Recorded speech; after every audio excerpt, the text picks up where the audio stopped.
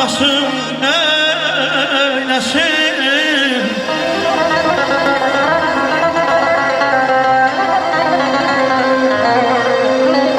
Şuşanın Laçının gözü yoldaydı. Ey Ağdam Kəlbəcər yaman dardaydı.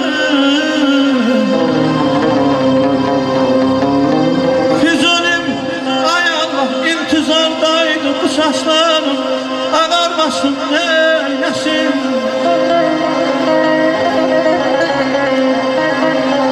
Azizim boşadarlar, verip ay balam baş başadarlar.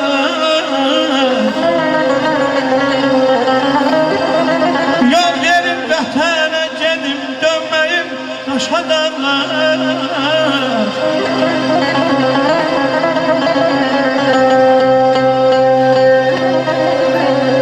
Mən aşıqəm irəlim, arzularım təməli, evlənmək yaxşı şeydir.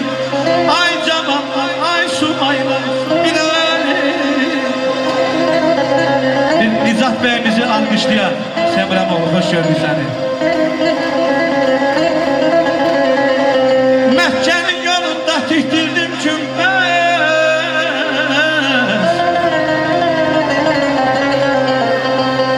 Oxudum dərsimi dedilər bilməz. Gəlin Xudadan arz eyləyək.